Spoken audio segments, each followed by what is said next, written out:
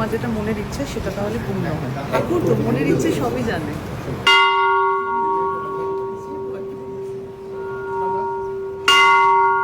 Har Har Mahadev.